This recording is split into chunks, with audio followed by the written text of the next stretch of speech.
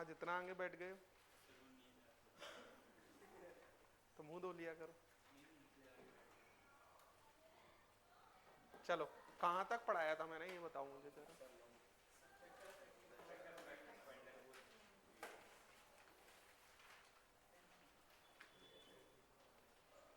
अच्छा ठीक ठीक ठीक, तो अलोंग पीरियड का कुछ लिखवाया नहीं था? यस सर, लेफ्ट राइट जाने तो जेड अप। हाँ लिथियम वाली सीरीज भी तो लिखवाई होगी। हाँ ठीक ठीक ठीक ठीक।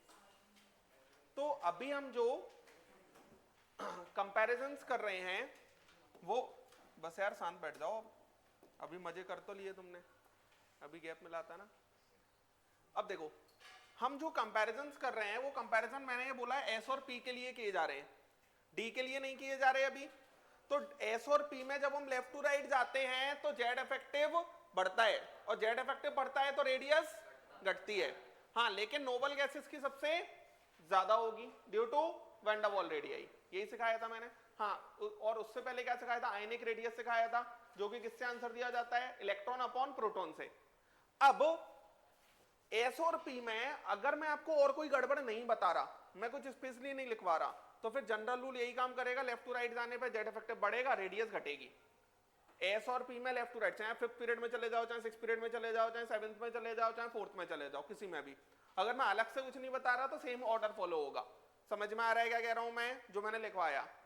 अब जैसे मान लो मैं अगर बात करता हूं यहां पर along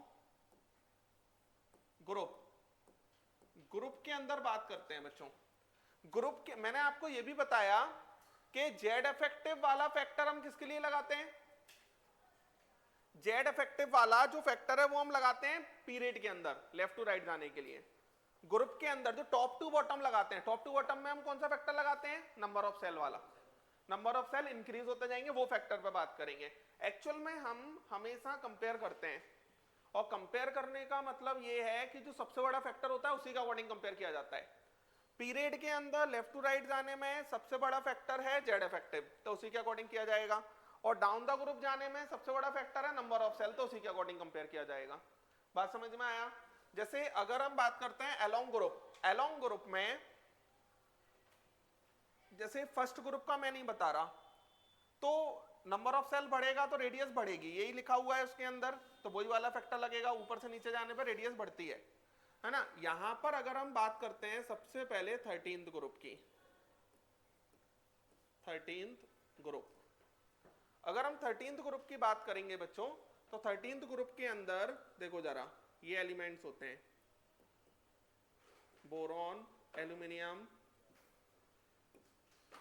gallium, indium, thallium, that is बैगन, आलू, गाजर इन थैला।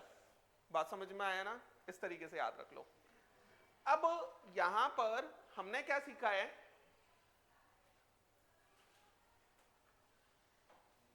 हमने क्या सीखा है कि डाउन द ग्रुप जाने पर रेडियस इंक्रीज होनी चाहिए।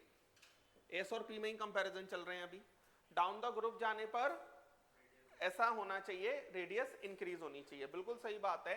लेकिन यहां पर इन दोनों में दिक्कत है, इन दोनों में क्या है, दिक्कत है। मतलब इन दोनों में जो ऑर्डर फॉलो होना चाहिए था वो नहीं होता। वो ऑर्डर अगर फॉलो नहीं होता तो जैसे मान लो बोरॉन है, ठीक है, बोरॉन के बाद गैलियम आता है और गैलियम के बाद एल्यूमिनियम आएगा, ठीक है। एल्यूमिनियम के बाद मतलब यहां पर जो ऑर्डर आना चाहिए था उससे अलग आएगा।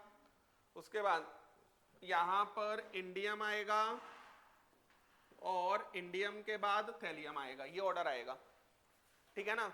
अब ऐसा क्यों हो रहा है उसकी रीजनिंग पर बात करते हैं।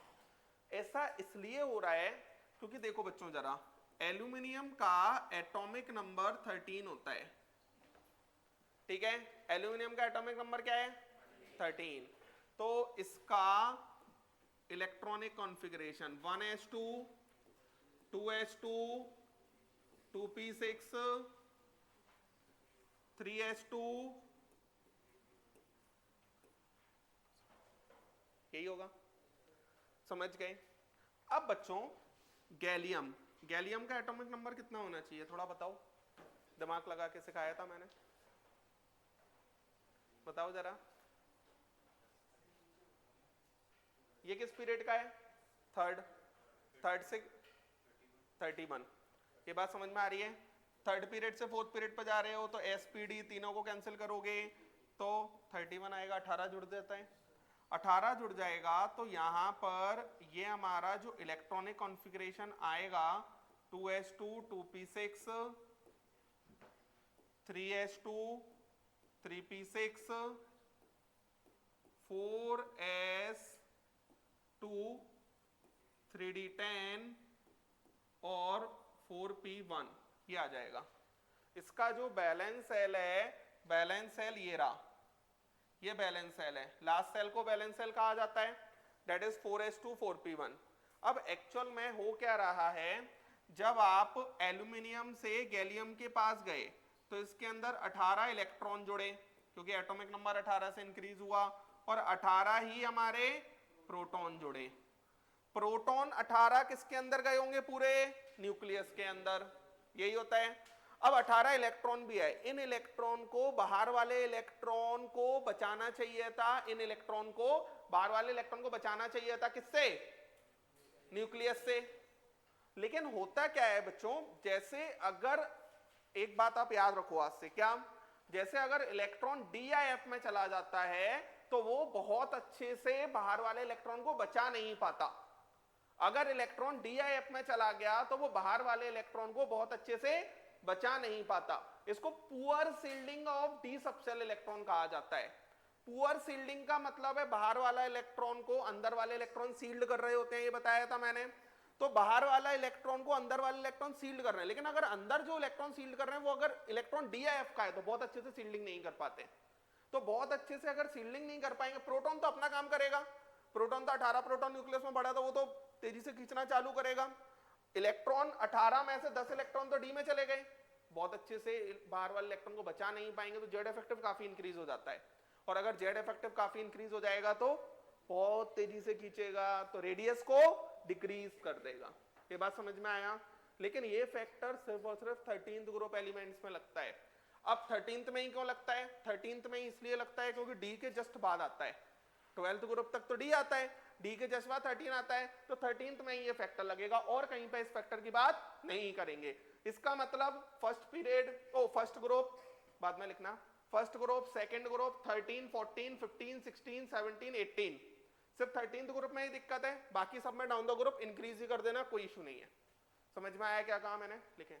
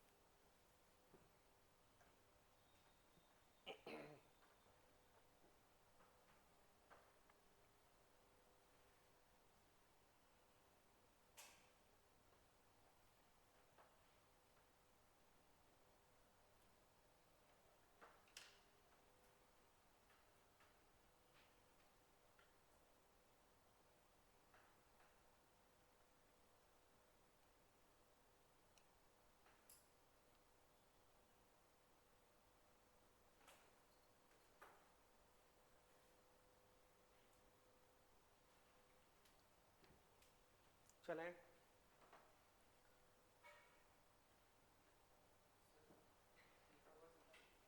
एक और बार समझा दूं।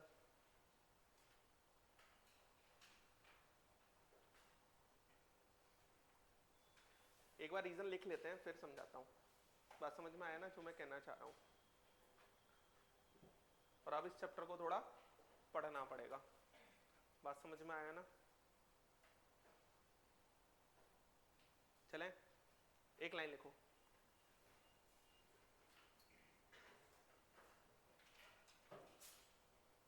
एक लाइन लिखो।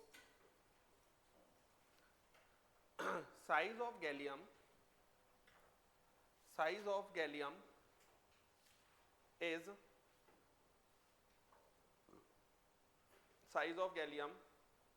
is smaller than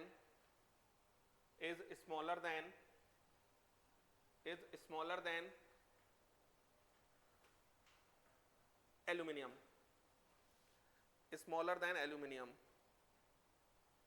due to poor shielding effect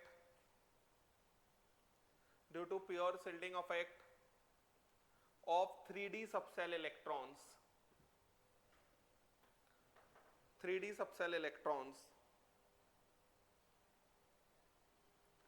However, this is seen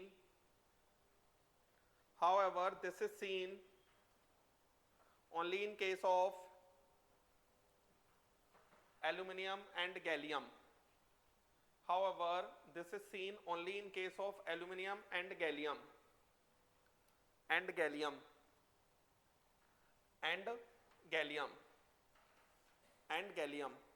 जैसे 14th ग्रुप होता तो 14th ग्रुप के अंदर ये एलिमेंट्स होते हैं कार्बन, सिलिकॉन, जर्मेनियम, टिन और ये लेड।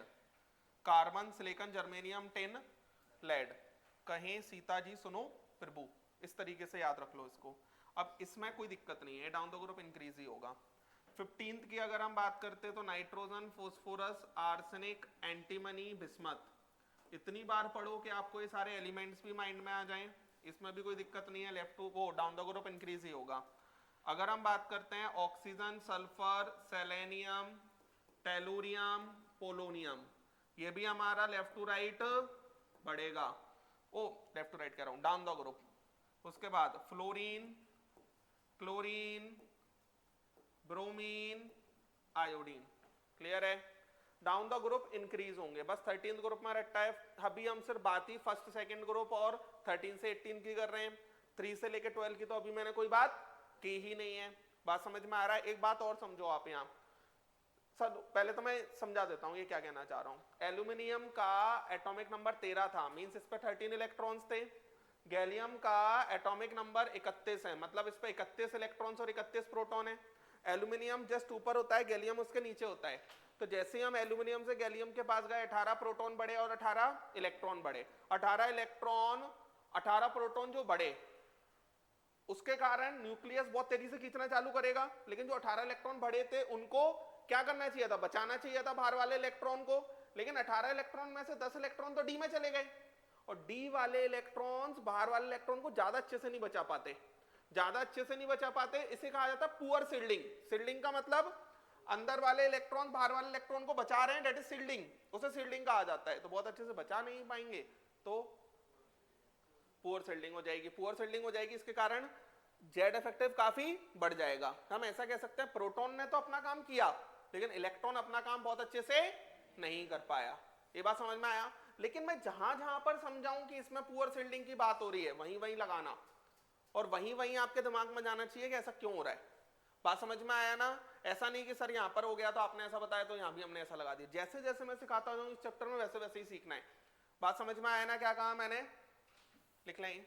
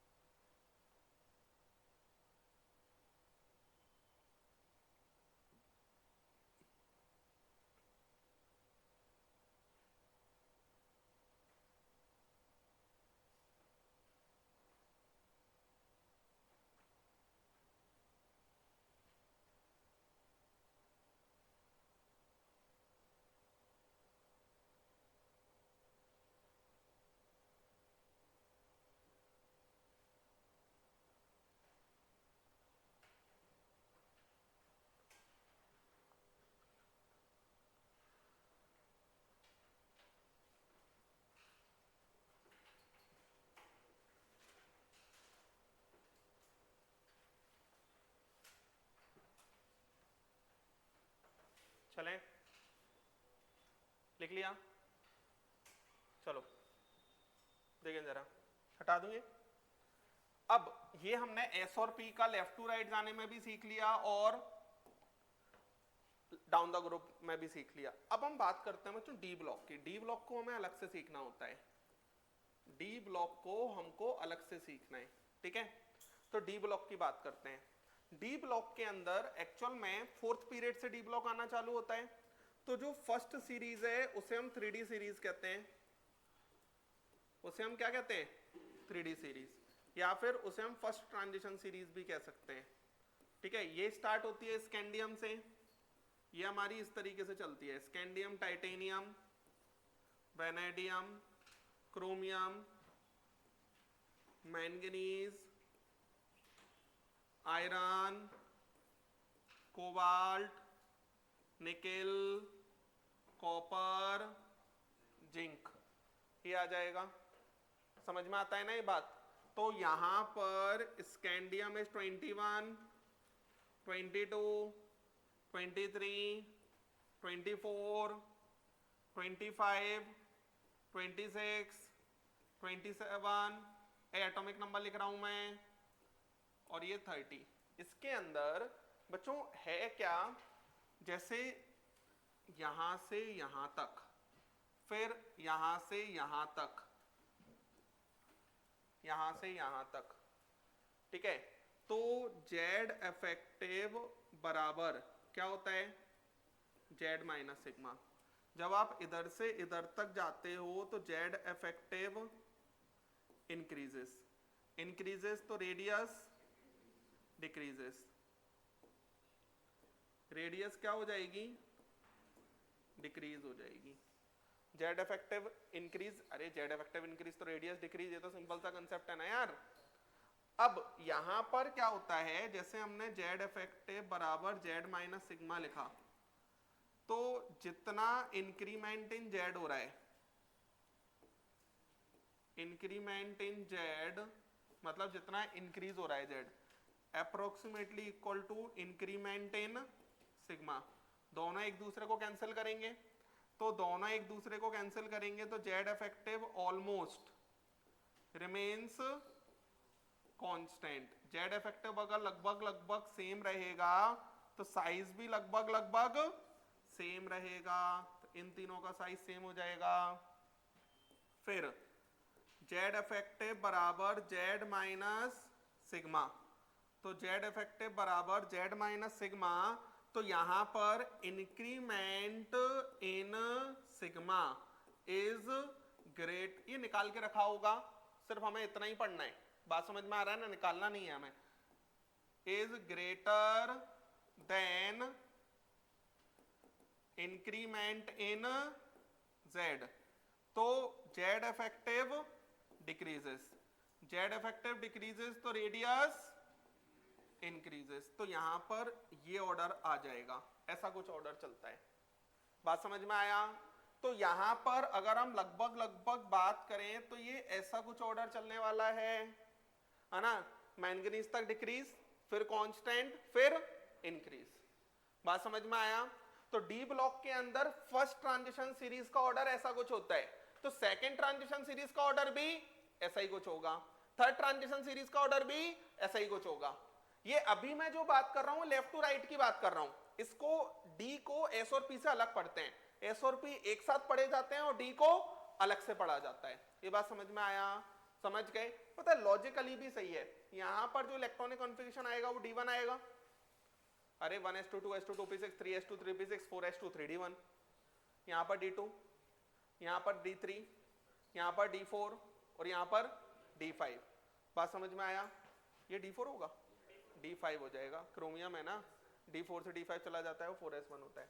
यहां पर क्या होता है, D में इलेक्ट्रॉन बढ़ते जाएंगे, D में इलेक्ट्रॉन बढ़ते जाएंगे तो D के अंदर पेयरिंग बढ़ती जा रही है, पेयरिंग बढ़ती जाएगी तो एक ही ऑर्बिटल के अंदर जब आप दो दो इलेक्ट्रॉन रखोगे तो रिपल्शन बढ़ेगा, रिपल्शन बढ़ेगा तो लास्ट में जाते जाते रिपल्शन बहुत बढ़ जाता है, रिपल्शन बढ़ना मतलब सिग्मा बढ़ना, सिग्मा बढ़ जाएगा तो वो जेड को भी ओवरकम कर देगा।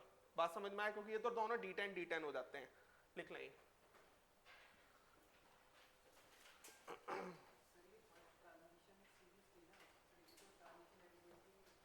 हाँ जिंक नहीं होगा, ठीक है, डी ब्लॉक मान लो, डी तो है ना, जिंक को एंडमियम और मरकरी वो नहीं होता, यही बोल रहे हो ना, ठीक है।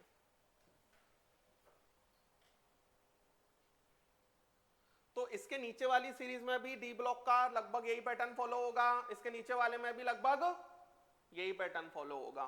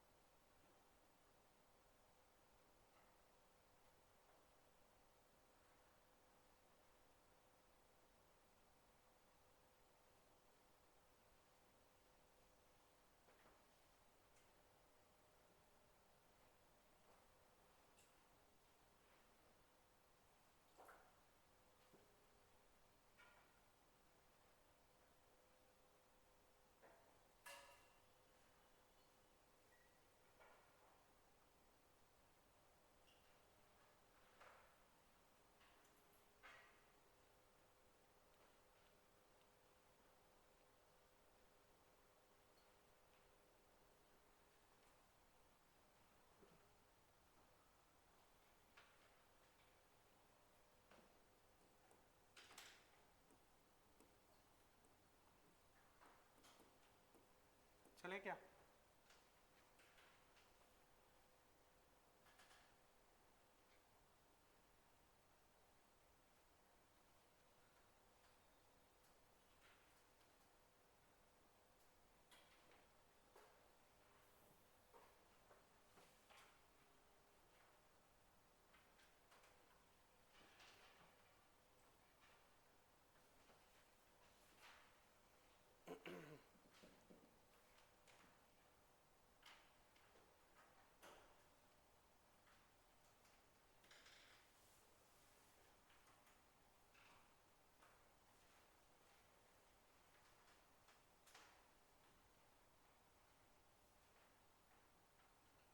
चलें? अब देखो जरा, तो ये बात हुई, जैसे यही डी ब्लॉक की बात करनी है, लेकिन अब हमें इन अ ग्रुप के अंदर बात करेंगे। ग्रुप के अंदर अगर हम बात करेंगे तो ग्रुप में देखो 3D सीरीज या फिर फर्स्ट ट्रांजिशन सीरीज, उसके बाद सेकेंड ट्रांजिशन सीरीज, उसके बाद थर्ड ट्रांजिशन सीरीज। तो बच्चों ये होगा फोर्थ पीरियड के अंदर, ये होगा फिफ्थ पीरियड के अंदर, ये होगा सिक्स्थ पीरियड के अंदर। समझना, ये हो गया स्कैंडियम, ये हो गया इट्रियम और ये हो गया लेंथनम। यही लिखा होगा, पीरियोडिक टेबल सामने रख लिया करो जब पीरियोडिक टेबल पढ़ रहे हो, तो सब ओपन करके सामने रखा करो पीरियोडिक टेबल को। स्कैंडियम, इट्रियम और उसके नीचे लेंथनम, ठीक है। उसके बाद यहां पर अगर हम बात करते हैं तो ये होता है टाइटेनियम, जिरकोनियम और हैफनियम, Ti, Zr और हैपनियम। ये ग्रुप नंबर कौन सा है? थर्ड। ये ग्रुप नंबर कौन सा है? फोर्थ। ऐसे ही चलता जाएगा, ये ग्रुप नंबर 11th आएगा और इसके अंदर क्या आ जाएगा? कॉपर, सिल्वर और गोल्ड। और ग्रुप नंबर 12 इसके अंदर क्या आ जाएगा? कैडमियम और मरकरी। बच्चों इसके अंदर एक बात बताओ, आप जब आप 6th पीरियड के अंदर जाते हो तो एफ आना चालू हो जाता है, हो जाता है एफ आना चालू। एफ आना चालू हो जाता है तो एफ के अंदर इलेक्ट्रॉन जाता है, तो सबसे बेकार सील्डिंग एफ के इलेक्ट्रॉन्स करते हैं। सबसे अच्छी सील्डिंग एस करता है, फिर उसके बाद पी करता है, फिर उसके बाद डी करता है, फिर उसके बाद एफ करता है। क्लियर है? क्लियर है? तो सबसे बेकार सील्डिंग करते हैं एफ के इलेक्ट्रॉन्स। अच्छा, जितने इलेक्ट्रॉन बढ़ते हैं प्रोटॉन तो उतने ही बढ़ते हैं, तो प्रोटॉन तो अपना काम कर रहे होंगे, बेकार जगह पे इलेक्ट्रॉन चला गया, सील्डिंग अच्छे से नहीं करी तो और गड़बड़ हो जाएगी ना। तो यहां पर अगर हम बात करते हैं, होता क्या है, down the group size increase होना चाहिए। नॉर्मल ट्रेंड तो एस और पी वाला ही फॉलो होना चाहिए था। डाउन द ग्रुप क्या होना चाहिए? Size increase. यही सिखाया है मैंने आपको, नंबर ऑफ सेल बढ़ेंगे तो साइज इंक्रीज होगा, ये सीखा है हमने। लेकिन यहां पर पता है दिक्कत क्या है, कि जैसे ही आप जिरकोनियम से हैपनियम के पास जा रहे हो, जैसे ही आप जिरकोनियम से हैपनियम के पास गए, यहां पर एटॉमिक नंबर 57, ये एटॉमिक नंबर 72, इलेक्ट्रॉन किसके अंदर आ गए होंगे? एफ के अंदर। एफ के अंदर इलेक्ट्रॉन अगर आ जाएगा तो जेड इफेक्टिव काफी बढ़ जाएगा, ड्यू टू पुअर सील्डिंग,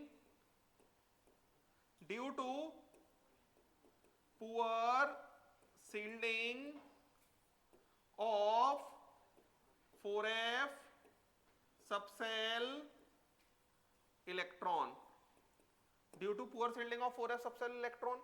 तो यहां पर साइज बढ़ना चाहिए था, लेकिन जेड इफेक्टिव इतना ज्यादा बढ़ जाता है कि जो नंबर ऑफ सेल बढ़ने से साइज बढ़ता वो इक्वल हो जाएगा। ये बात समझ में आया? तो यहां पर डी ब्लॉक के अंदर, ग्रुप के अंदर, एक ग्रुप के अंदर जब आप ऊपर से नीचे आ रहे हो ना, तो जो हमारा सेकेंड ट्रांजिशन सीरीज और थर्ड ट्रांजिशन सीरीज के एलिमेंट्स हैं, उनका साइज लगभग सेम होगा। इसके अंदर भी सेम पैटर्न फॉलो होगा, ये और ये बात समझ में आया? जैसे स्कैंडियम, टाइटेनियम, वैनेडियम। वैनेडियम के नीचे क्या आ रहा है? नाइरोबियम। और इसके नीचे क्या आ रहा है? T8, that is tantalum. ये भी हमारा साइज बराबर। तो एक ग्रुप के अंदर जब आप डी में चलोगे तो इसके अंदर ये पैटर्न फॉलो होगा। ये बात समझ में आया? ये समझ गए? तो यहां पर हम ऐसा लिख सकते हैं, in a group first transition series, ठीक है। यहां पर तो इलेक्ट्रॉन डी में ही रहते हैं, डी का इतना बड़ा फैक्टर सिर्फ एल्यूमिनियम और गैलियम में लगता है और कहीं लगता भी नहीं है। सेकेंड ट्रांजिशन सीरीज और थर्ड ट्रांजिशन सीरीज का साइज कैसा हो जाएगा? सेम, है ना? मतलब टाइटेनियम, फिर जिरकोनियम और फिर हैपनियम। ये बात समझ में आया? ये किसके कारण हो रहा है? Due to poor shielding of 4f subshell electrons, due to poor shielding of 4f subshell electrons. और बच्चों ये जो 4f सबसेल इलेक्ट्रॉन्स है किसके कारण आ रहे हैं? यहां पर f आया होगा, इन f को क्या कहा जाता है? लेंथेनाइट्स कहा जाता है। क्या कहा जाता है? लेंथेनाइट्स। और लेंथेनाइट्स कहा जाता है, लेंथेनाइट्स के कारण साइज रिड्यूस हो रहा है, इसको लेंथेनाइट कॉन्ट्रैक्शन भी कहते हैं। क्या कहते हैं? लेंथेनाइट कॉन्ट्रैक्शन भी कहा जाएगा। तो यहां पर ये हो गया, जैसे वैनेडियम है, वैनेडियम के नीचे नाइरोबियम है, नाइरोबियम के नीचे टीए। हर किसी ग्रुप के अंदर ये चलेगा, लेकिन ग्रुप नंबर कहां से कहां तक चलेगा? ये ग्रुप नंबर 3 से 12। अरे यही तो डी ब्लॉक होते हैं, डी ब्लॉक की बात हो रही है, लेकिन 3 से 12 नहीं चलता, 4 to 12 चलता है। क्यों? एफ इसके बाद आ रहा है। जब आप इट्रियम से लेंथेनम पे जाओगे तो एफ में इलेक्ट्रॉन नहीं जा रहा, एफ में इलेक्ट्रॉन तब जा रहा है जब आप यहां से क्रॉस कर जाओगे। तो थर्ड ग्रुप के अंदर तो नॉर्मल पैटर्न फॉलो होगा, और थर्ड ग्रुप के अंदर क्या हो जाएगा? स्कैंडियम, इट्रियम, लेंथेनम, क्योंकि इसमें तो एफ में इलेक्ट्रॉन गया ही नहीं ना। ये बात समझ में आ गया? क्या कहा मैंने? अरे बोलो, लिखें ये सब। तो एडजेसेंट नीचे वाले सेकंड और थर्ड ट्रांजिशन सीरीज का सेम साइज होगा, ये बात याद रखनी है, और यहां से क्वेश्चन पूछा जा सकता है।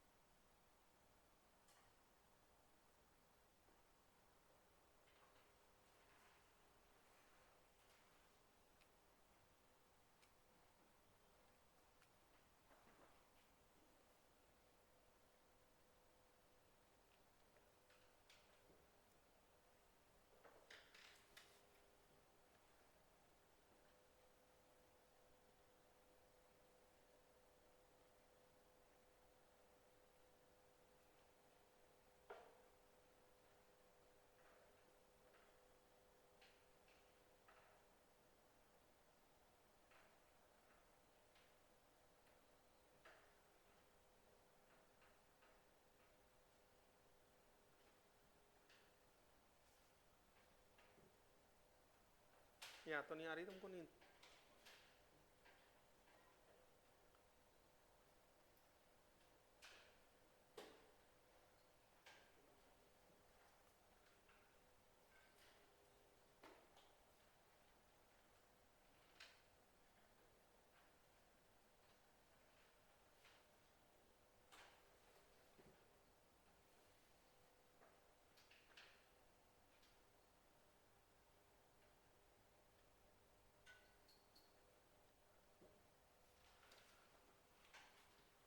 बाकी जगह अगर मैंने कुछ लिखवाया नहीं है तो जो पैटर्न मैंने सिखाया है वही पैटर्न फॉलो करेगा, उसमें कोई गड़बड़ नहीं है। फिर समझ में आया ना?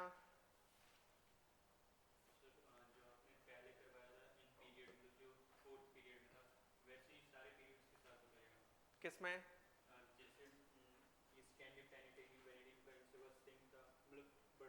हाँ हाँ, तो वो डी के लिए, डी के लिए अगर हम फिफ्थ पीरियड में भी जाएंगे तो लगभग ऐसा ही कुछ पैटर्न फॉलो हो रहा होगा, डी के लिए सिक्स्थ में भी जाएंगे तो ऐसे ही पैटर्न फॉलो हो रहा होगा।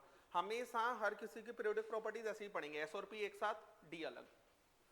तो डी के जो पैटर्न होंगे एक सिखाया तो दूसरा भी लगभग वैसे ही कुछ फॉलो कर रहा होगा। चलें क्या?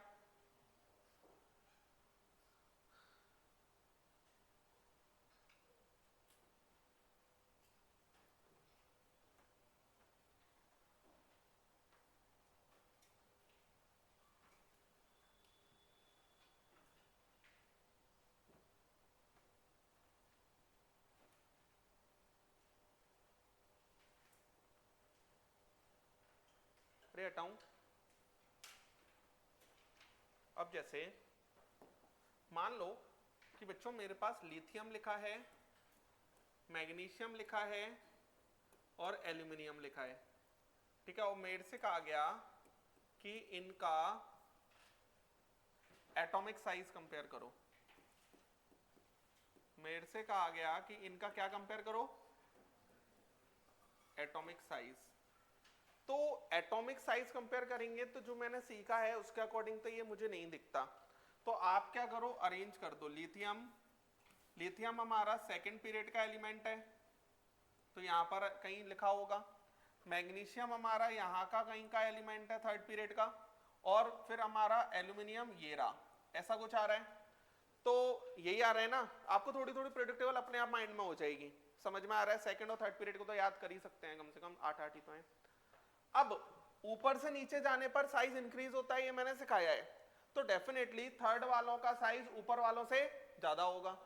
तो यहां पर मैग्नीशियम और एल्यूमिनियम में क्या लगा देंगे, लेफ्ट टू राइट जाने पर जेड इफेक्टिव बढ़ेगा तो साइज घटेगा। तो इसका मतलब जो एटॉमिक साइज आएगा वो हमारा मैग्नीशियम सबसे ज्यादा, उसके बाद एल्यूमिनियम और उसके बाद क्या आना चाहिए, लिथियम, ठीक है। अब वो लिथियम जो है वो आयन +1 बनाता है, मैग्नीशियम जो है वो आयन +2 बनाता है, और एल्यूमिनियम जो है वो आयन +3 बनाता है, ठीक है। ये फिक्स है, इस तरीके से बनाता है ना। थोड़ा समझ भी सकते हैं। लिथियम के बैलेंस सेल में कितने इलेक्ट्रॉन होते हैं, एक, तो एक इलेक्ट्रॉन दे देता है, मेटल्स की टेंडेंसी होती है इलेक्ट्रॉन देने की। मैग्नीशियम के बैलेंस सेल में कितने होते हैं, दो दे दिए। एल्यूमिनियम के बैलेंस सेल में कितने होते हैं, 3। बैलेंस सेल मतलब लास्ट वाला सेल, उसके अकॉर्डिंग ही चार्ज आ जाता है, जितने इलेक्ट्रॉन देता है उतना पॉजिटिव चार्ज आ जाएगा। तो यहां पर बच्चों आयनिक साइज की बात की जाए तो आयनिक साइज पता है आपको क्या आएगा, जितना ज्यादा पॉजिटिव चार्ज आ गया प्रोटॉन उतने बढ़ जाएंगे, इलेक्ट्रॉन उतने, मतलब प्रोटॉन उतने ही रहेंगे, इलेक्ट्रॉन उतने घटते जाएंगे। तो इसके अंदर सबसे बड़ा लिथियम होता है, उसके बाद कौन होता है, मैग्नीशियम, और उसके बाद कौन आता है, एल्यूमिनियम। इस तरीके से कुछ चलता है। ये बात समझ में आया। और इसको थोड़ा सा याद रखें, काम आएगा ये हमारे बहुत, ये पूछा जाएगा आपसे कभी भी। अगर मान लो 3 अलग अलग पीरियड के एलिमेंट दिए गए हैं तो आप उन्हें उसके अकॉर्डिंग अरेंज कर लो, उसके अकॉर्डिंग अरेंज कर लो, नीचे वाले का ऊपर वाले से ज्यादा ही होगा, और लेफ्ट टू राइट जा रहे होंगे तो साइज घटेगा। उस तरीके से हम दिमाग लगाएंगे। आयनिक साइज इसका पूछा जाएगा इसलिए इसका बताया, बाकी का नहीं बताया, बाकी का नहीं पूछा जाएगा। बात समझ में आया क्या कहा मैंने, लिखेंगे।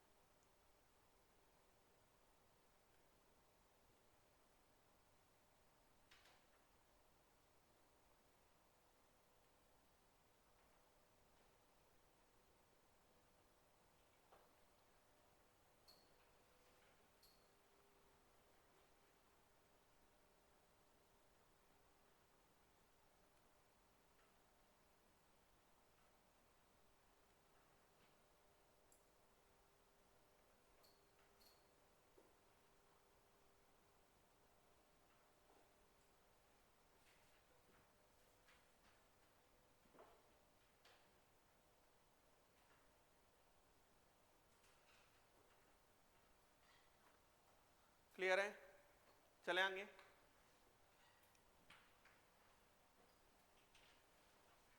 नेक्स्ट, अब हम बात करते हैं बच्चों next periodic property, that is ionization energy. Ionization energy लिखो एक लाइन, आयोनाइजेशन एनर्जी। वैसे हम ये टर्म पहले भी जानते हैं, हाइड्रोजन की आयोनाइजेशन एनर्जी Li+2 इन सब की निकाला था हमने, है ना। Li+2 की आयोनाइजेशन एनर्जी कितनी होती है, बताओ जरा। Li+2 की आयोनाइजेशन एनर्जी कितनी होती है?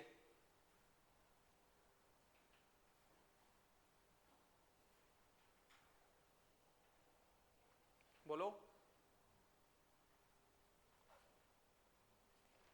बोल ही नहीं रहे हैं। Li+2 की आयोनाइजेशन एनर्जी नहीं पता?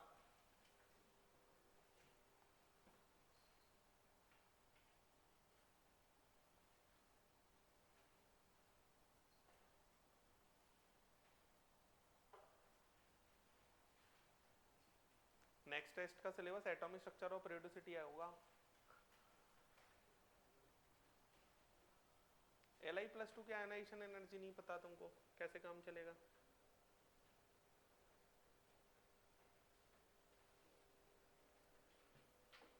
क्या पढ़ते हो तुम सुबह से आके? क्यों तुमको Li+2 की आयोनाइजेशन एनर्जी नहीं पता? फिर हाइड्रोजन की बता दो।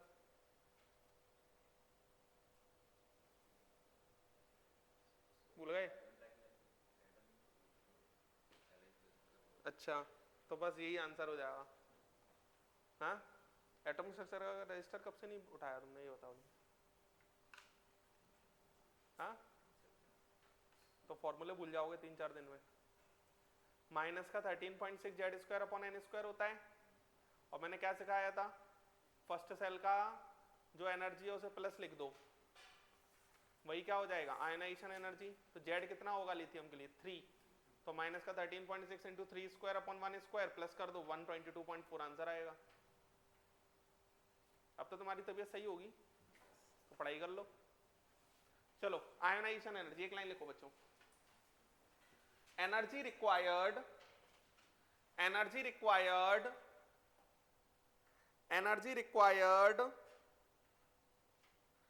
to remove an electron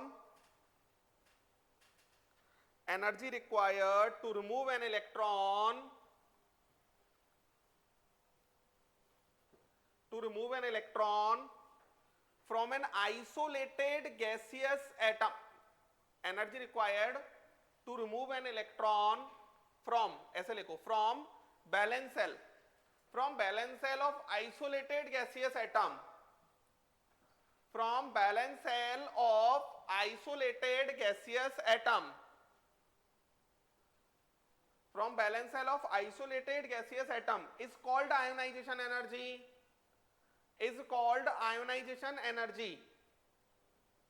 Ionization energy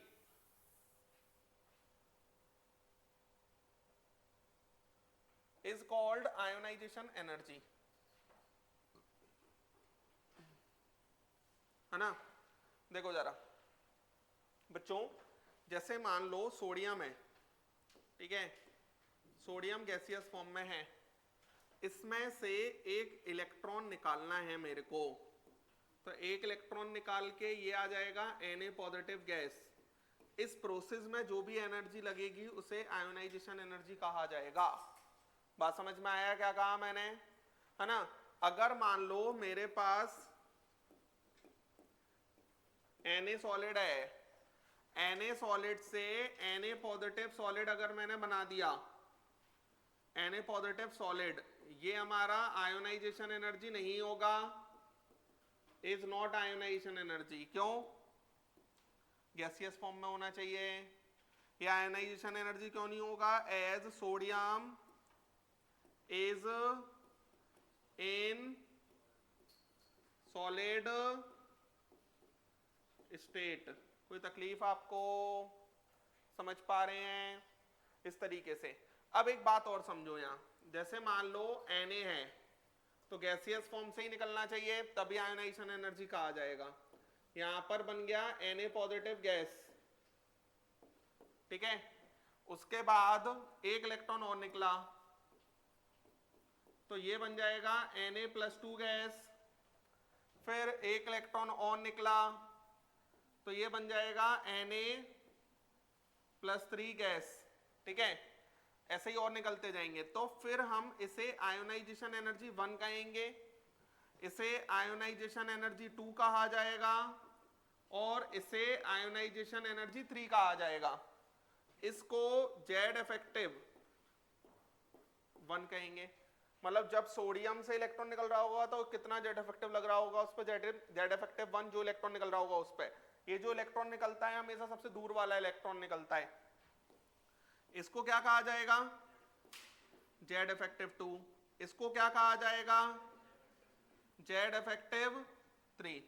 बच्चों एक बात समझो आप कि सोडियम में से इलेक्ट्रॉन निकालना है और सोडियम पॉजिटिव में से इलेक्ट्रॉन निकालना है, डिफरेंस क्या है?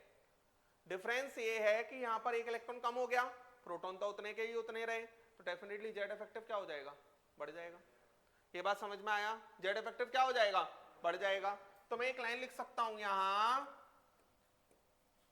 Z effective of 1, Z effective of 2,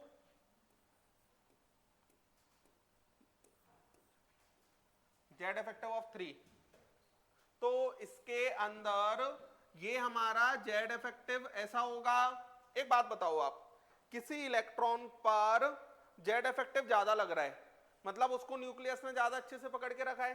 nucleus ने अगर ज्यादा अच्छे से पकड़ के रखा है मतलब उसको मुझे ज्यादा एनर्जी खर्च करनी पड़ेगी तब वो इलेक्ट्रॉन निकालेगा। ये बात समझ में आती है? इसका मतलब मैं यहां पर ये भी लिख सकता हूं, आयोनाइजेशन एनर्जी 1, फिर आयोनाइजेशन एनर्जी 2, फिर आयोनाइजेशन एनर्जी 3। ये बात समझ में आया? ये बात समझ में आ रहा है? अरे बोलो। इसको सक्सेसिव आयोनाइजेशन एनर्जी कहा जाता है। सक्सेसिव आयोनाइजेशन एनर्जी का मतलब एक ही एटम से कंटिन्यूअसली इलेक्ट्रॉन्स निकलते जाना, that is successive ionization energy. अरे बात समझ में आ रही है? तो मैं एक लाइन और बोल सकता हूं यहां, इन केस of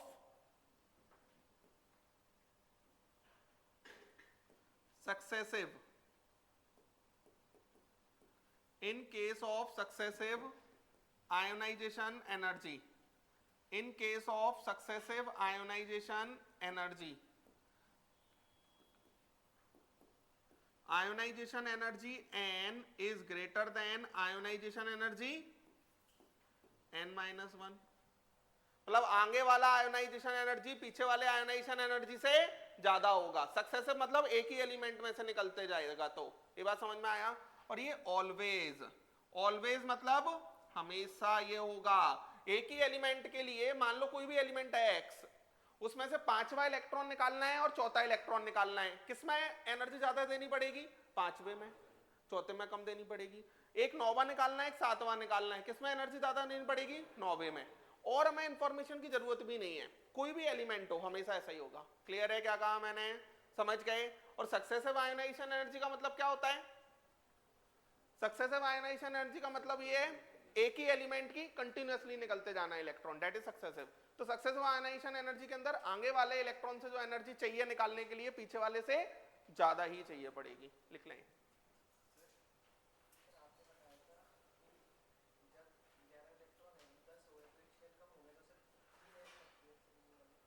तो वो तो साइज के लिए है, यहाँ पर ऐसी कोई बात थोड़ी है। वो तो हमने साइज के लिए सीखा था, क्योंकि साइज में सेल का बहुत बड़ा फैक्टर आया था ना, इसलिए। जल्दी से लेके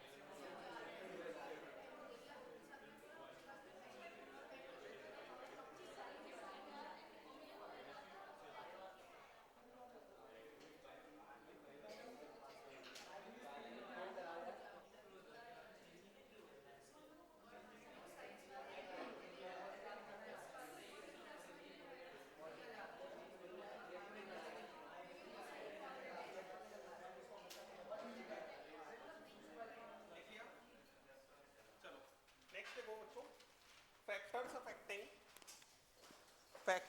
affecting ionization energy, factors affecting ionization energy, affecting ionization energy, ionization energy। देखो इधर बच्चों, जेड इफेक्टिव अगर इंक्रीज होगा तो मुझे ज्यादा एनर्जी देनी पड़ेगी क्योंकि न्यूक्लियस ने ज्यादा अच्छे से पकड़ के रखा है। तो जेड इफेक्टिव अगर इंक्रीज होगा तो आयोनाइजेशन एनर्जी इंक्रीज होगी। अरे जरूरी थोड़ी है कि जेड इफेक्टिव बढ़ेगा तो सब चीजें घटेंगी। रेडियस तो इसलिए घट रही थी क्योंकि इलेक्ट्रॉन अंदर की साइड आ रहा था। अब लॉजिक से समझो ना कि जेड इफेक्टिव बढ़ा, इसका मतलब ये हो गया कि इलेक्ट्रॉन को ज्यादा अच्छे से पकड़ के रखा है। अब इस इलेक्ट्रॉन को मैं निकाल के ले जाना चाह रहा हूं तो मुझे एनर्जी ज्यादा देनी पड़ेगी ना। उसके बाद अगर हमारा जेड बढ़ेगा तब भी जेड इफेक्टिव भी बढ़ेगा तो आयनाइजेशन एनर्जी बढ़ेगी। सिग्मा इंक्रीज होगा तो रिपल्शन बढ़ेगा तो आयनाइजेशन एनर्जी घटेगी। और एन नंबर ऑफ सेल अगर इंक्रीज होंगे तो इलेक्ट्रॉन दूर जाएगा तो आयनाइजेशन एनर्जी घटेगी। ये वाला फैक्टर लगाया जाएगा पीरियड के अंदर तो एक जनरल ट्रेंड आ गया एस और पी के अंदर, और ये वाला लगाया जाएगा ग्रुप के अंदर। क्लियर है क्या कहा मैंने? लिख लें।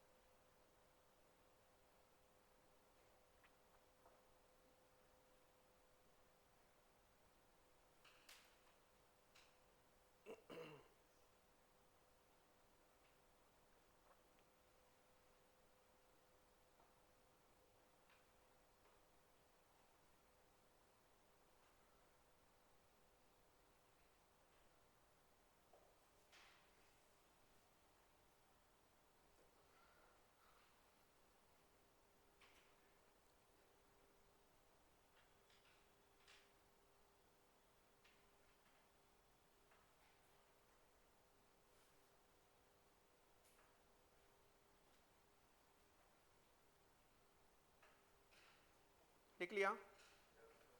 अब यहां पर ये रूल्स तो ठीक है, जनरल के लिए हमने ये सीख लिया, लेकिन यहां पर और भी फैक्टर्स काम करेंगे। एक लाइन लिखो बच्चों, half field configuration, half field configuration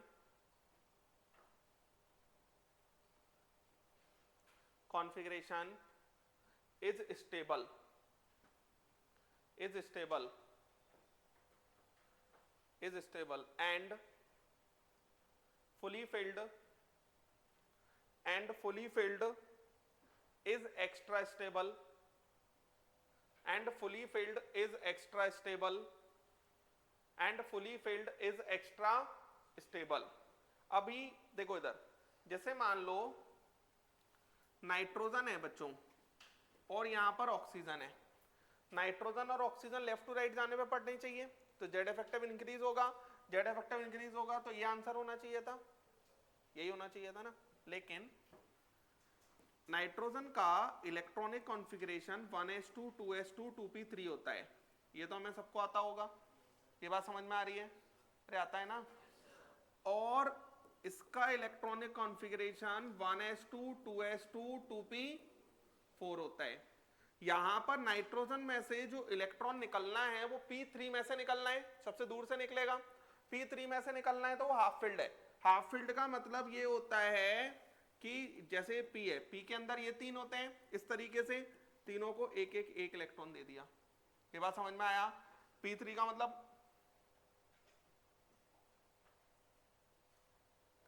एक एक एक इलेक्ट्रॉन दे दिया। अब ये एक एक एक इलेक्ट्रॉन दे दिया तो इसे ही कहा जाता है हाफ फील्ड। इसे ही अगर हम हाफ फील्ड कहेंगे, इसका मतलब ये हो जाएगा ये स्टेबल बैठा हुआ है तो ये काम करना नहीं चाहता, इलेक्ट्रॉन देना ही नहीं चाहता। इलेक्ट्रॉन आसानी से अगर ये देगा नहीं, इसका मतलब मुझे ज्यादा एनर्जी खर्च करनी पड़ेगी इसको इलेक्ट्रॉन देने में, क्योंकि ये तो सेटिस्फाइड बैठा है। ज्यादा एनर्जी देनी पड़ेगी तब ये इलेक्ट्रॉन निकालेगा, तो यहां पर ऑर्डर ये आ जाएगा। समझ गए क्या कहा मैंने? तो नाइट्रोजन और ऑक्सीजन में अगर हम इस ट्रेंड को फॉलो कराते तो आंसर ऑक्सीजन होना चाहिए था, लेकिन इस ट्रेंड को फॉलो नहीं करा पा रहे हैं। क्यों? क्योंकि नाइट्रोजन हाफ फिल्ड है, मतलब जहां से इलेक्ट्रॉन निकलना है वो हाफ फिल्ड है। हाफ फिल्ड कैसे पता चल रहा है? जैसे 1s2 2s2 2p3 है, तो इलेक्ट्रॉन निकलना है 2p3 में से। p के अंदर 3 होते हैं, d में 5 होते हैं, f में 7 होते हैं, तो p के अंदर 3 है, तीनों को एक एक एक इलेक्ट्रॉन बांट दिया जाता है, एक एक एक इलेक्ट्रॉन बांट दिया जाएगा, तो इसके अंदर ऐसा ही कुछ हो जाएगा। ये बात समझ में आया? अब नाइट्रोजन के नीचे कौन होता है? फोस्फोरस। फोस्फोरस के नीचे कौन होता है? आर्सेनिक। आर्सेनिक के नीचे कौन होता है? एंटीमनी। एंटीमनी के नीचे होता है बिस्मथ। इस तरीके से होता है। ऑक्सीजन के नीचे कौन होता है? सल्फर। सल्फर के नीचे सेलेनियम, टेलुरियम और पोलोनियम। समझ में आया? तो यहां पर होगा क्या कि ये हमारा ऐसा कुछ चल रहा होगा, तो इसके अंदर सब जगह पर, क्योंकि एक ग्रुप के अंदर इलेक्ट्रॉनिक कॉन्फ़िगरेशन सेम रहता है, एक ग्रुप के अंदर इलेक्ट्रॉनिक कॉन्फ़िगरेशन सेम रहता है, ये हमारा ऐसा ही ऑर्डर हो जाएगा। ये बात समझ में आया हर किसी के लिए? मतलब ये 15th ग्रुप है और ये कौन सा ग्रुप है? 16। 15th ग्रुप वाले की 16 से ज्यादा ड्यू टू हाफ फिल्ड। इसका ऐसा ही होता है, इसका ऐसा ही होगा। इसका ऐसा क्यों होता है? Because bismuth is metal, bismuth is metal and polonium, bismuth is metal and polonium is metalloid, bismuth is metal and polonium is metalloid। Metal आसानी से इलेक्ट्रॉन देगा, जो भी आसानी से इलेक्ट्रॉन देगा उसका आयनाइजेशन एनर्जी कम होगा, जो आसानी से इलेक्ट्रॉन नहीं देगा उसका आयनाइजेशन एनर्जी ज्यादा होगा। ये बात समझ में आया? ये ट्रेंड हमने क्यों सीखा? ये ट्रेंड हमने इसलिए सीखा है क्योंकि यहां पर इसके अकॉर्डिंग आंसर नहीं लग पाएगा। ये बात समझ में आया? और कॉपी को इतनी बार पढ़ना है कि हमें पता चल जाए कि कहां पर क्या दिक्कत है। ये बात समझ में आया ना? जहां पर दिक्कत होगी वो आपको कॉपी में लिखी होगी, बाकी सब जगह पर नॉर्मल ट्रेंड फॉलो करो। अरे क्लियर है क्या कह रहा हूं मैं? कोई दिक्कत है? तो नाइट्रोजन और ऑक्सीजन में नाइट्रोजन की आयोनाइजेशन एनर्जी ज्यादा होती है। इसका रीजन ये है कि हाफ फील्ड कॉन्फ़िगरेशन होता है, तो नाइट्रोजन का अगर हाफ फील्ड कॉन्फ़िगरेशन होगा तो वो इलेक्ट्रॉन आसानी से देना नहीं चाहता, जो आसानी से इलेक्ट्रॉन देना नहीं चाहता उसमें मुझे एनर्जी ज्यादा देनी पड़ेगी। लिख लें।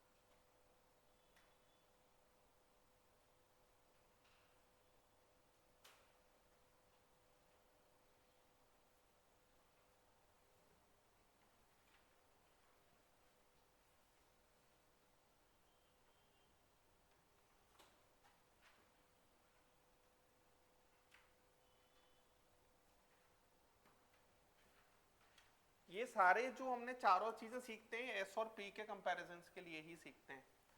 इस रूल के अगेंस्ट में ये रूल लग रहा होगा इसलिए मैंने यहां सिखाया। एटॉमिक रेडियस में ऐसा कुछ नहीं होता होगा इसलिए मैंने वहां पर ऐसा कुछ नहीं सिखाया। क्लियर है? चले आगे। अब एक्चुअल में क्या होता है बच्चों, किसी भी पर्टिकुलर सेल के अंदर न्यूक्लियस के सबसे पास S होता है, उसके बाद P होता है, उसके बाद D के बाद F, ऐसा होता है। अब जैसे बच्चों बेरिलियम है और बोरॉन है, तो बेरिलियम और बोरॉन में अगर हम बात करते हैं तो बेरिलियम और बोरॉन के अंदर क्या हो जाएगा, बेरिलियम और बोरॉन के अंदर सिंपल सी बात है कि लेफ्ट टू राइट जा रहे हैं, लेफ्ट टू राइट जा रहे हैं, जेड इफेक्टिव बढ़ेगा, जेड इफेक्टिव बढ़ेगा तो आयोनाइजेशन एनर्जी बढ़ेगी, यही हमने सीखा है, यही सीखा है ना हमने। लेकिन इसके अंदर ये होता है, ऐसा क्यों होता है, ये देखो 1s2 2s2, और ये होता है 1s2 2s2 2p1, ये तो समझ में आता होगा सभी को। इसका एटॉमिक नंबर 4, इसके अंदर जो इलेक्ट्रॉन निकलना है वो 2s से निकलना है, 2s न्यूक्लियस के भी पास हो, 2 इलेक्ट्रॉन लेके बैठा है, काफी खुश है। यहाँ पर जो इलेक्ट्रॉन निकलना है वो 2p1 से निकलना है, एक ही इलेक्ट्रॉन है तो ये ऐसा हो जाएगा, तो ये इतना कोई स्टेबल है नहीं, ये बात समझ में आया।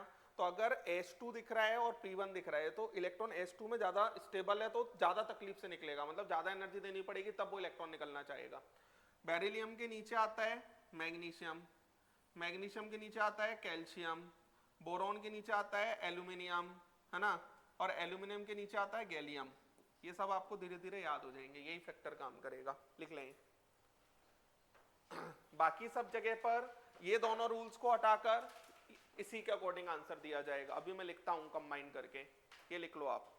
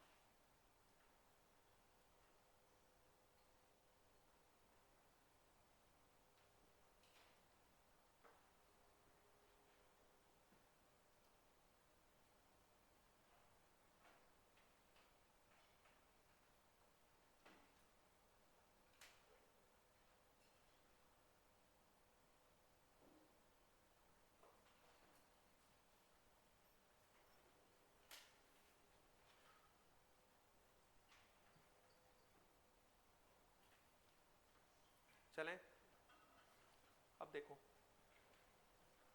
जैसे लिख लिया ना सभी ने। अब जैसे अलोंग पीरियड, अगर हम पीरियड की बात करते हैं तो एस और पी ब्लॉक की बात कर रहे हैं, अलोंग पीरियड, ठीक है। अब मेरे पास लिखा हुआ है lithium, beryllium, boron, carbon, nitrogen, oxygen, fluorine और ये नियॉन। जेड इफेक्टिव के अकॉर्डिंग अगर हम देखते तो इधर से इधर जाने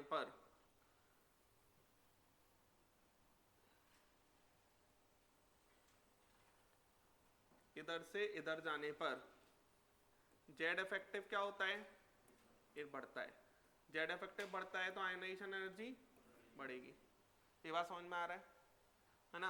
तो यहां पर ये ऑर्डर होना चाहिए था, ये ऑर्डर आना चाहिए था। यहाँ पर 2 जगह पर दिक्कत है, ये हमने पहले ही सीख लिया, बेरिलियम और बोरॉन में और नाइट्रोजन और ऑक्सीजन में। तो यहाँ पर क्या आ जाएगा, बोरॉन आ जाएगा, और यहाँ पर बेरिलियम आ जाएगा, यहाँ पर क्या आ जाएगा, ऑक्सीजन आ जाएगा, और यहाँ पर क्या आ जाएगा, नाइट्रोजन आ जाएगा। समझ गए, समझ गए, कोई तकलीफ आपको। इसी तरीके से सोडियम, सोडियम के बाद में यहाँ एल्यूमिनियम आ जाएगा और यहाँ मैग्नीशियम आ जाएगा, उसके बाद सिलिकॉन, सिलिकॉन के बाद सल्फर और फास्फोरस, और यहाँ पर क्लोरीन आ जाएगा और यहाँ पर आर्गन आ जाएगा। तो बच्चों पता है आपको हर एक रिस्पेक्टिव पीरियड के अंदर नोबल गैस की आयोनाइजेशन एनर्जी सबसे ज्यादा होती है। ये बात समझ में आया? हर एक रिस्पेक्टिव पीरियड के अंदर नोबल गैस की आयोनाइजेशन एनर्जी सबसे ज्यादा होती है। कोई तकलीफ? जैसे मैं एक और का भी लिख सकता हूं, पोटेशियम, गैलियम, कैल्शियम, यही आ रहा है। जर्मेनियम, ये क्या आ जाएगा? सेलेनियम, ये आएगा आर्सेनिक, और ब्रोमीन,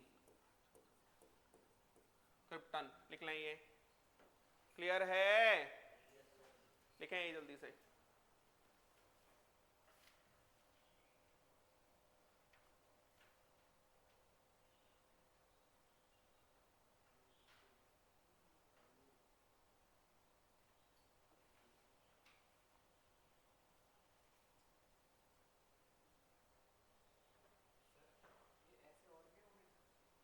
नहीं, जो होंगे वो तुम्हारी कॉपी में लिखे होंगे, मैं यही तो बोलना चाह रहा हूं, यही मैं कहना चाह रहा हूं। जो भी गड़बड़ें होंगी वो तुम्हारी कॉपी में पहले से लिखी हुई होंगी, और अगर नहीं लिखा है तो वो गड़बड़ है नहीं। समझ में आया ना? ये वाली कहानी है।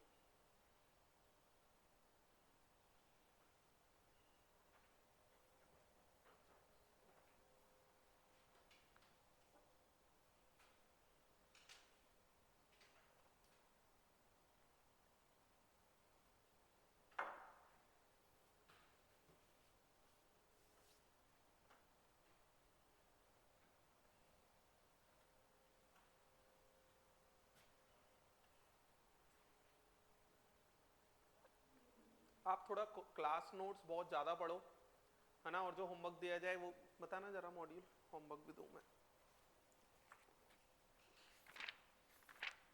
एक्सरसाइज 1 में, एक्सरसाइज 1 में 1 से लेके 16 तक आपका होमवर्क है। एक्सरसाइज 2 में क्वेश्चन नंबर 1 से लेके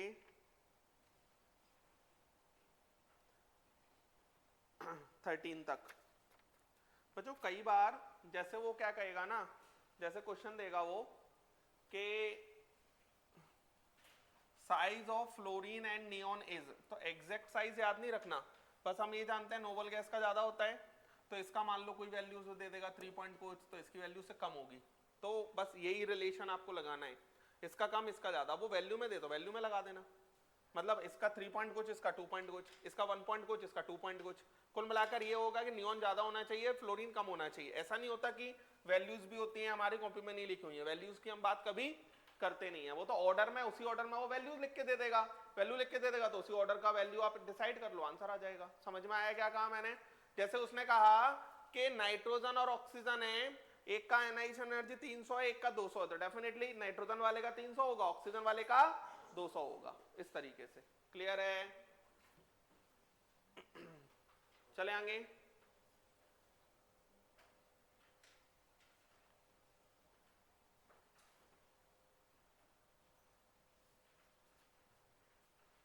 चले आगे, लिख लिया? चलो, तो ये बात हो रही है लेफ्ट टू राइट जाने पर, है ना। अब हम बात करते हैं, देखो जरा, along group,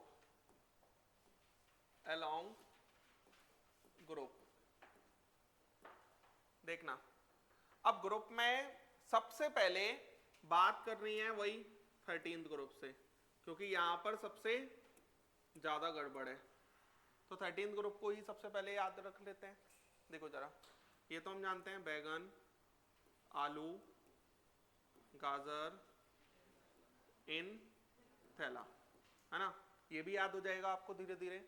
boron, aluminium, gallium, indium और थैलियम, ये बात समझ में आती है? ये 10th में होना चाहिए, ये 9-10th में होना चाहिए, प्रोडक्ट टेबल कम से कम देखी हुई होनी चाहिए।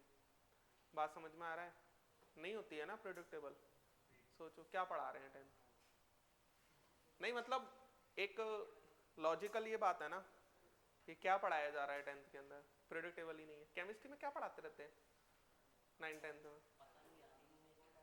और 9th के जो मिला जुला के वो लाल पीले नीले करते रहते हैं बहुत सारे टीचर्स, वो एक्सपेरिमेंट पे एक्सपेरिमेंट, उनका क्या फायदा है? कोई फायदा नहीं है। मेरे से कोई कहता है ना कि सर आपको कितना आता है, तो मैं हमेशा सिर्फ एक लाइन बोलता हूँ, मुझे उतना आता है कि आप जेईई एडवांस का क्वेश्चन बना लोगे। मुझे ना फालतू आता ना कुछ आता। जैसे मेरे से कहा जाए कि सर एक्सपेरिमेंट करो, क्यों करूं? जरूरत ही नहीं है। मेरी कॉपी से आपका ऐसा कोई क्वेश्चन नहीं हो सकता जो ना बने, और मोर देन सफिशिएंट है। तो 9th के अंदर लोग जैसे केमिस्ट्री वगैरह, फिजिक्स में पहिया घुमाते रहते हैं। अरे पहिए से नहीं बनते क्वेश्चन। ये सब पागलपंती है। मैं आपको रियलिटी बता रहा हूं। आजकल ये जो चल रहा है ना कि पहिया घुमा दो तो फिजिक्स का रोटेशन आ जाएगा, कुछ नहीं आएगा। हमारे टाइम पे पहिया नहीं घूमता था और ज्यादा अच्छे से समझ में आता था। पहिया वही घूमने से कुछ नहीं होता, समझ में आ रहा है? ऐसा होता है ना कि फिजिक्स में एक्सपेरिमेंट, मैथ्स में तो क्या ये एक्स थोड़ी दिखा देंगे। हाँ, मैथ्स के अंदर तो अगर एक्स देखने चले गए तो 10-20 दिन मैथ्स वाले सर को जाना पड़ेगा कहीं। हाँ, तो मैथ्स के अंदर तो एक्सपेरिमेंट की बात हो ही नहीं सकती। केमिस्ट्री और फिजिक्स में एक्सपेरिमेंट की बात ज्यादा होती है ना आजकल, कि वो क्या कहते हैं, पानी में से वो टॉर्च निकालते रहते हैं। आजकल के ऐसे एक्सपेरिमेंट में देखता रहता हूँ, वो सब कुछ नहीं है। उनको क्या है, क्वेश्चन नहीं बनते कुल मिलाकर उनसे। जेईई का क्वेश्चन नहीं बनता।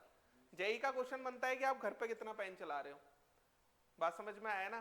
तो ये बात को याद रखो। ऐसा नहीं है कि मतलब एक्सपेरिमेंट से ऐसा हो जाएगा कि कुछ भी अलग सा। जैसे एक बहुत 4-5 साल पहले एक बच्चा मतलब क्लास में बैठ के मेरे से बहुत अजीब सा क्वेश्चन पूछता है। वो कहता है कि सर पूरा पढ़ा दिया मैंने 1.5 घंटे, कुछ पढ़ा रहा था, मुझे एग्जैक्ट याद नहीं है। कहता सर ये पढ़ा क्यों रहे हो, ये वाला टॉपिक पढ़ा क्यों रहे हो? तो मैंने उससे बोला जेईई में आता है इसलिए पढ़ा रहा हूँ, कल से जेईई वाले हटा देंगे तो नहीं पढ़ाएंगे। बहुत सिंपल सी बात है। जो जेईई के सिलेबस में वो हम पढ़ रहे हैं, जो जेईई के सिलेबस से हट जाएगा वो पढ़ना बंद कर देंगे। और आपकी कॉपी में भी वही लिखा हुआ होना चाहिए जो जेईई में आना चाहिए, जो जेईई में आएगा या आ सकता है। इसके अलावा आपकी कॉपी में कुछ नहीं होना चाहिए। बात समझ में आया ना? देखो इधर बैगन आलू गाजर इन थैला, है ना? अब यहां पर बच्चों होता क्या है, ये हो गया सेकंड पीरियड का एलिमेंट, ये हो गया थर्ड पीरियड का एलिमेंट, ये हो गया फोर्थ पीरियड का एलिमेंट, ये हो गया फिफ्थ पीरियड का एलिमेंट, और ये हो गया सिक्स्थ पीरियड का एलिमेंट। ठीक है? अब होता है ये है कि डाउन द ग्रुप तो आयनाइजेशन एनर्जी डिक्रीज होनी चाहिए। मतलब हम लोगों ने ये सीख रखा है आयनाइजेशन एनर्जी के लिए, लेकिन ये ऑर्डर बहुत गलत है। अब इसके अंदर क्या होता है, जब आप थैलियम के पास जाते हो, थैलियम के पास गए तो थैलियम 6 पीरियड का एलिमेंट है और थैलियम का एटॉमिक नंबर 81 होता है। थैलियम का एटॉमिक नंबर 81 कैसे निकाला?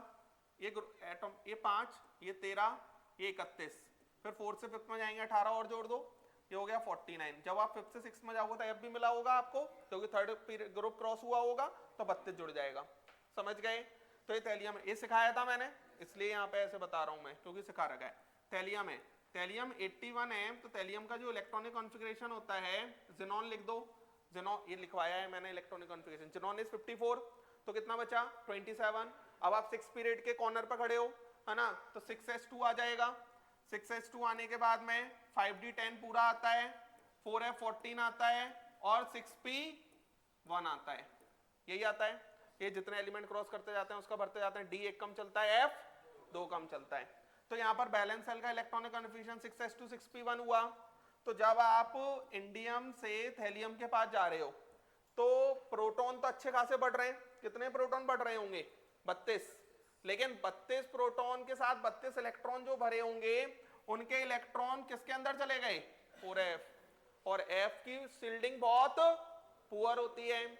f की शिल्डिंग अगर बहुत पुअर होगी, इसका मतलब जेड इफेक्टिव काफी ज्यादा बढ़ा देगा वो। और जेड इफेक्टिव इतना ज्यादा बढ़ जाता है कि जो आयोनाइजेशन एनर्जी का ऑर्डर है, बोरॉन, बोरॉन तो सबसे ज्यादा होगा, लेकिन बोरॉन के जस्ट बाद थैलियम आ जाता है। बोरॉन के जस्ट बाद कौन आ जाएगा? थैलियम। जबकि थैलियम सबसे लास्ट में होना चाहिए था।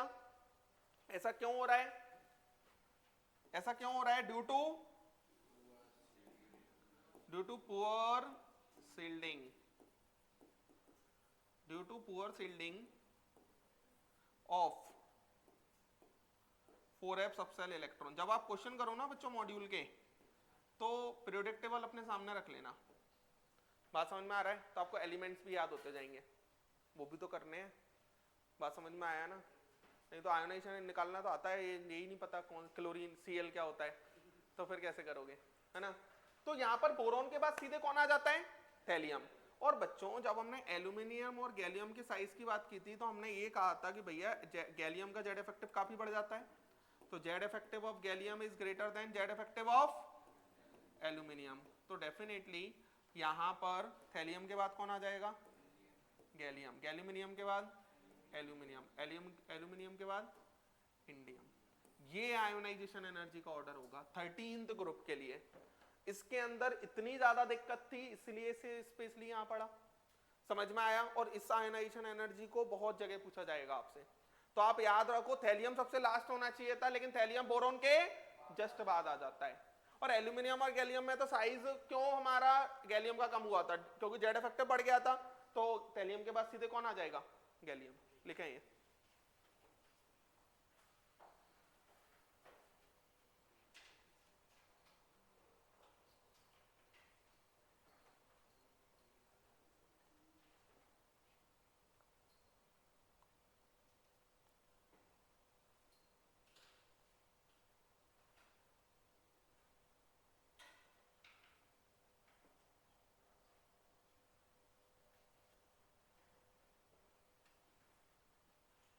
लेकिन ये सिर्फ बात अभी हम किसकी कर रहे हैं? 13th ग्रुप की। बात समझ में आया ना? 13th ग्रुप में इतना वेरिएशन था, इसलिए हम उसकी बात अभी कर रहे हैं।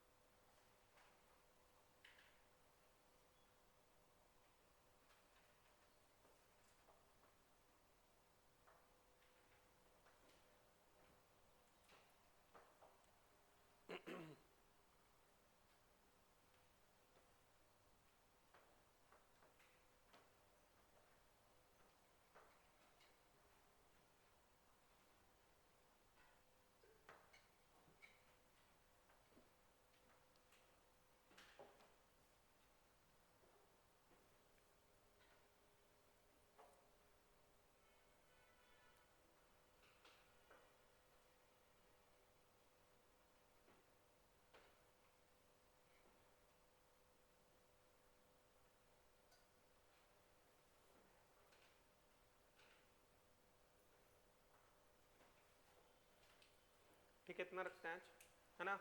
आपका घर पे काम है सबसे पहले कॉपी को खोलना। समझ में आ रहा है? और कॉपी में जितनी भी चीजें आपको ये एटॉमिक रेडियस से लिखी हुई है, आयोनाइजेशन एनर्जी तक ये प्रॉपर पढ़ना। मैंने होमवर्क एटॉमिक रेडियस तक का दिया है। नेक्स्ट टर्न पर मैं आयोनाइजेशन एनर्जी कंप्लीट करूंगा और इलेक्ट्रॉन की एंथैल्पी पढ़ाऊंगा, तब उनका होमवर्क दूंगा। इधर तक बहुत अच्छे से पढ़कर आए एक एक चीज को। मिलते हैं।